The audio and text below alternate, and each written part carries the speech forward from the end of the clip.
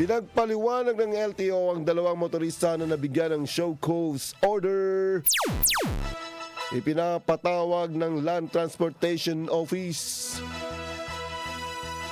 ang dalawang motorista na nasangkot sa road rage na nauwi sa suntukan sanhi ng alitan sa trapiko sa Cainta, Rizal.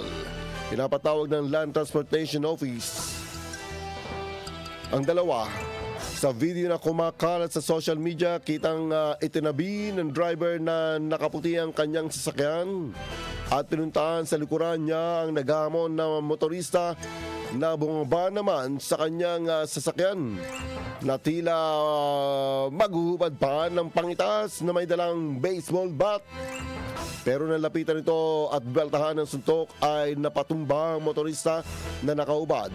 Naulit pa na bigyan muli ng suntok kaya bumaksak ang lalaking walang pangitas.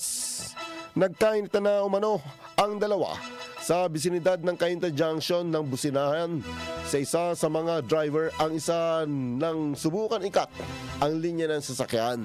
Umiwas naman umano ang isa sa mga sasakyan at hanggang sa nagkaroon ng konfrontasyon pero may malakas ang loob na naghamon. Napukaw ang atensyon ng LTO hanggang nag-issue ang ahensya ng show cause order laban sa dalawang motorista. Pinagpapaliwanag ang ito kung bakit hindi sila dapat matanggalan ng lisensya.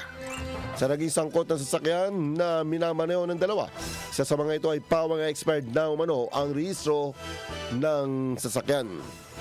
Nilagay naman sa 90 days preventive suspension ang mga lisensya ng dalawang motorista at inutusan ng dalawa na magpasa ng kanilang verified explanation sa LTO Intelligence and Investigation Division hanggang sa February 5.